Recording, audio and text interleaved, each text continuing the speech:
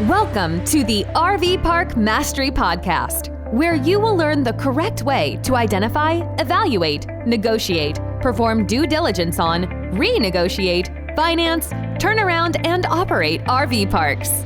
And now, here is your host, the fifth largest owner of RV and mobile home parks in the U.S., Frank Rolfe. One of the worst attributes of RV parks is that the customers leave. This is Frank Rolfe, the RV Park Mastery Podcast. We're talking about the fact that in general, the RV customer comes in, they stay a while, an average of 14 days, but then they leave. And every time they leave, you have no revenue on that space. So how can you have customers who don't frequently leave? And the answer is park models. Now, if you own an RV and you've got a job and you've got to go home because you have to go back to work next week, then you're certainly going to turn on the engine of that motorhome or turn on the engine of your truck that pulls the fifth wheel, and you're going to have to leave. But there's a whole other element of the U.S. population which doesn't have to leave. They have no strings attached. This is the retired part of the American population. And many of these people are willing to stay longer, perhaps not in an RV, but in something larger, something that's a little closer to home of what they're used to living in full-time, and that is the park model. And we have found that by introducing park models into our RV parks, we've been able to build a very strong additional income stream and one that goes year-round. Like any other RV park owner, we have RV parks that are open year-round as well as RV parks that are seasonal. So let's first talk about RV parks that are seasonal. A seasonal RV park basically is only open during one part of the year, and that's typically because of temperature. If you have an RV park way up north, the problem is that nobody is going to haul their RV there during the winter. It's too cold. It may be too dangerous to even go down the roads because they're filled with ice and snow. So the way the revenue works on those RV parks is you typically have 6 months or so of revenue, followed by 6 months or so of no revenue. And you have to make all your money during just that one time of year. It's like a light switch. Either the light bulb is on or the light bulb is off. And when the light bulb is off, there's no money coming in the door at all. So like a squirrel, you have to have put away and buried enough nuts of money to pay all the bills during the portion in which your RV park is not really open for business. However, there are people who may still want to use the RV park during the off-season, and these are people who aren't dragging their RV or driving their motorhome to your location, but are willing to live there both in the warm months as well as the cold months. You see the same phenomenon in southern RV parks, where the temperature gets very high in the summer. And people in those areas, they tend to go there during the winter because they're trying to escape the bitter cold of the north, so they go south. And what do as the temperatures start rising precipitously to a very high extreme? That's when they leave. But again, they could stay. They could turn on the air conditioner. They could live there year-round. Now, why would someone not want to live in their RV year-round? Well, that's pretty simple. Because for many people, that RV, although wonderfully large enough for that estimated 14 days a year of travel, is just a little small when it comes to living in it 12 months of the year. The average park model for an RV park is a 400 square foot unit, but the average RV is only half that in size. And that's a big difference. Doubling that interior floor plan leads to customers who are willing to live like that all the time. Now, why do they call them park models? Park models are manufactured by the same people who typically build mobile homes. People who know how to build housing units that are unique, modular, crafted in a factory. But park models do not have or don't always have what is called the HUD seal. This is a seal that's required for mobile home parks to put units into them. RV parks don't always have to utilize the seal, although there are manufacturers who also build HUD seal park models as well.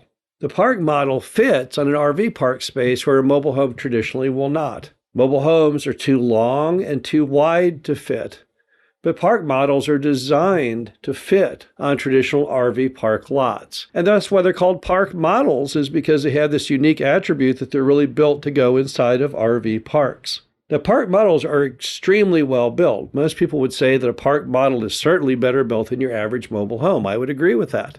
And aesthetically, they're much more pleasing. And the design is much more advanced on the inside than a mobile home. There's really nothing bad you can say about a park model. I've never heard anyone say, oh, that park model, I don't really like the looks of that, or I don't like the way they build them. No, park models are very, very well built. And they're built for basically the concept of people who want to live in RV parks all the time. Now, some people use park models to try and build an ancillary income stream by people who use them like hotel rooms.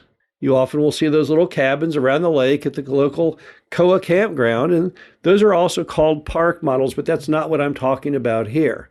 It is a good way to get income from people who don't own an RV yet want to stay in the RV park because they like the environment, they like the activities, or maybe they're there to visit with their friends and family who have RVs and they want to share in that vacation. But that's not what I'm talking about here, because those things are typically used during the same seasonable times as everyone else in an RV. But the park models I'm talking about instead are those people, predominantly retired, who want to go and live in one spot.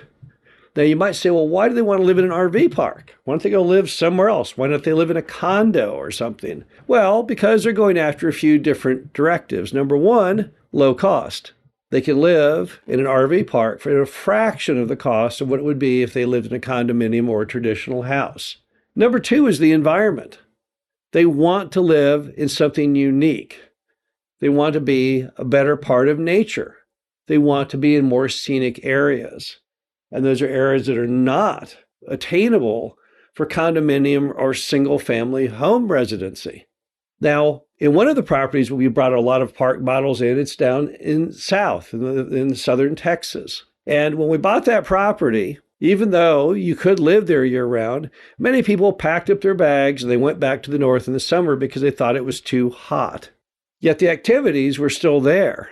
All around them, the golf courses didn't close, movie theaters didn't close, dining, restaurants, they're all open. It was just a perception that people, which were called snowbirds, would come down, visit the RV park, and then, as winter ended, would then go back to their traditional home. Well, we broke that code by bringing in these park models. And here's what happened. Many, many people decided, why the heck do I go back north to Ohio or Pennsylvania, or in some cases Canada, when I can just live year-round in the RV park and save a fortune?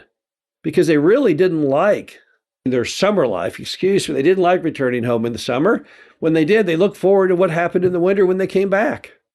So when we brought out the idea that, hey, you can just live here year-round, sell your RV, sell your house, put the house money in the bank, and live here in a most cost-efficient method, it really caught on like wildfire.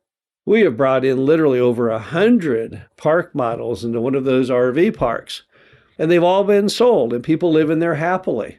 And we as park owners, when you bring in a lot of park models and fill those and sell those, you attain extremely stable income. The kind of stability you can't get traditionally with most RV parks. It allows you to have revenue coming in the door, even in the off season. When you take a property that only had revenue for some subset of time each year, and you suddenly make that year round, that really benefits you enormously. It allows you to not have to worry about saving enough to get you through that cold winter or that hot summer. It makes banks and future buyers much more comfortable with the asset, because they know it has a much more dependable income stream. It's really a win-win for everyone. If you have an RV park and you've never looked into bringing in park models and selling them, I urge you to do so. As America is changing, as boomers are retiring, as housing prices have become impossibly high, you'll see there's market forces at bay that are unique, that we're not accustomed to. And park models are on the right side of most of those mega trends. This is Frank Rolfe with the RV Park Mastery Podcast. Hope you enjoyed this. Talk to you again soon. Thank you for listening to the RV Park Mastery Podcast. Be sure to visit us at www.rvparkmastery.com, where you can learn the correct way to identify, evaluate, negotiate, perform due diligence on, renegotiate, finance, turnaround, and operate in RV parks.